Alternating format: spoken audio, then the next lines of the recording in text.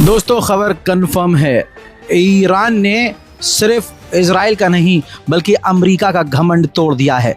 खबर क्लियर है। मैं सफ़र में हूं, आप देख सकते हैं, लेकिन सफ़र में रहने के बावजूद जो अपडेट्स मैंने लगातार आपको दिए हैं वो गोदी मीडिया से 8 घंटे आगे चल कर दिए हैं। गोदी मीडिया जो आज आपको दिन में खबर बता रहा है वो मैं आपको देर रात 3 बजे ही बता चुका था। जी हाँ, अब देखिए बहुत सारे चैनल्स हैं, ख़ासकर जो इंडियन गोदी मीडिया है वो भी इस लाइन को लिख रहा है कि इजराइल क्या अमेरिका का घमंड भी तोड़ दिया है। ईरान ने F-35 मार गिराया है और ईरान ने दावा किया है कि हमारे पास इजराइल के 3 जो है फाइटर जेट को उड़ाने वाले पायलट मौजूद हैं जिन्हें हमने कैदी बनाया है। दोस्तों खबर आपको ये भी याद होगी कि ईरान का जो एयर डिफेंस सिस्टम है वो कई घंटे के लिए फेल हो गया था, बेकार हो गया था। एक्सपर्ट और ईरान के सीनियर एक्सपर्ट्स की तरफ से ये बात कही जा रही है। मैं अगर कोट करूँगा तो फ्रांसीसी एक्सपर्ट को कोट करूँगा जिन्होंने कहा है कि ईरान के एयर डिफेंस सिस्टम को रिस्टोर करने में पाकिस्तान के जो एक्सपर्ट्स हैं उन्होंने मदद की थी। मैं आपको इसी के साथ ताज़ा मंजर दिखाना चाहूँगा कि सुबह जब हुई तो तेल अवीव में रात को ईरान ने क्या किया वो तमाम मंजर मैं आपको दिखा देता हूँ। तेल अवीव पूरी तरह से तबाह और बर्बाद हो चुका है। तस्वीर आपके सामने।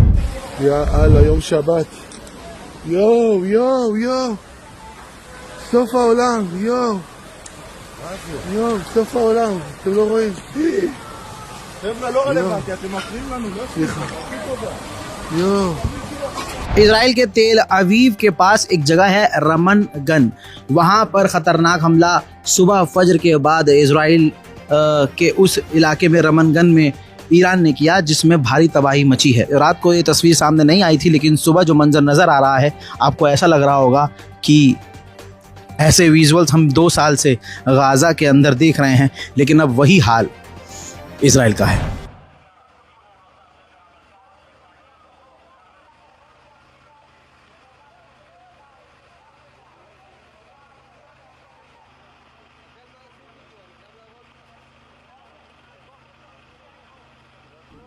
TV9 भारतवर्ष भी अब ये लिखने पर मजबूर हो गया है कि अमेरिका का, रिपोर्ट आपकी स्क्रीन पर है, इजराइल छोड़िए ईरान ने अमेरिका का तोड़ दिया घमंड, मार गिराया सबसे कीमती F-35 फाइटर जेट।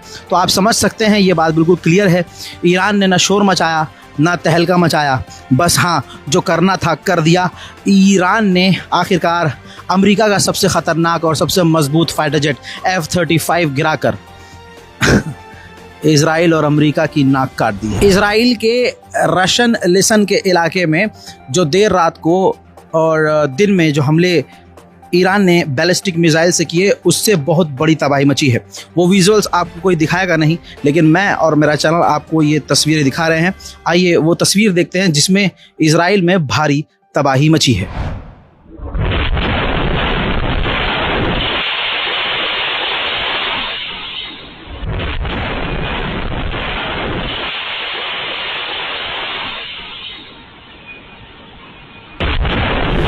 मैं आपको दुनिया का दोगलापन पिछले 24 घंटे से दिखा रहा हूँ, लगातार दिखा रहा हूँ। मैं आपको ये दिखा चुका हूँ कि अब दुनिया ये कह रही है ईरान से कि आप हमला बंद कर दो, इजराइल पर अटैक बंद कर दो और बातचीत करो, और ये काफ़ी गलत हुआ है जो ईरान ने इजराइल पर हमला किया है। इस पर ईरान ने आधिकारिक तौर पर जो कहा है मैं आपको बता देता हूँ, न्यूज़ 24 के सोर्स से बता रहा हूँ। ईरान की सेना ने कहा है कि अगर आप 2 साल तक फिलिस्तीनी नरसंहार और कल रात ईरान पर हमले के दौरान चुप रहे तो अब आप हमसे संयम बरतने की अपील ना करें और चुप रहें। दोस्तों ईरानी सेना का ये मुंहतोड़ जवाब उन लोगों के लिए है जिनकी दोगली पॉलिसी है, जो जाने अनजाने और जानबूझकर, जाने अनजाने तो नहीं कहेंगे, जानबूझकर 2 साल तक गाज़ा के नरसंहार पर चुप रहे।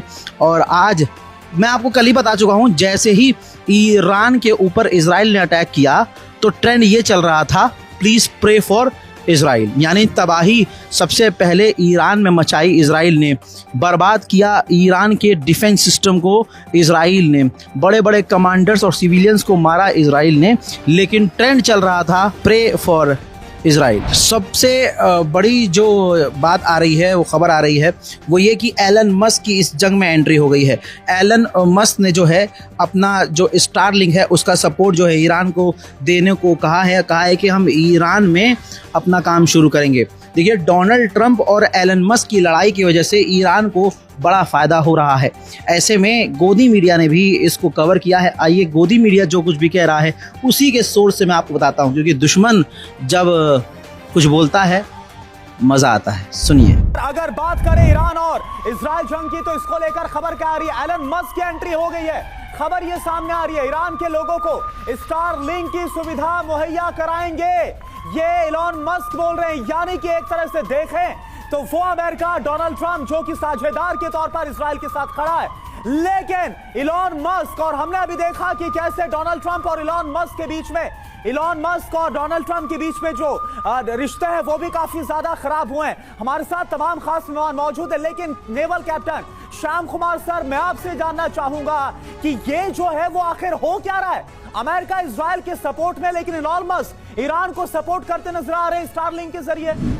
उधर ईरानी कमांडर, ईरानी जनरल ने मीडिया से बात करते हुए कहा है कि आप लोगों ने सिर्फ जो है तेल अवीव की तबाही देखी है, क्योंकि वहाँ आबादी ज़्यादा है, वहाँ से तस्वीरें सामने आई हैं। लेकिन आपको बता दूं कि मीडिया से बात करते हुए ईरानी कमांडर ने कहा है कि हमने इजराइल के 3 मेन बेस तबाह किए हैं।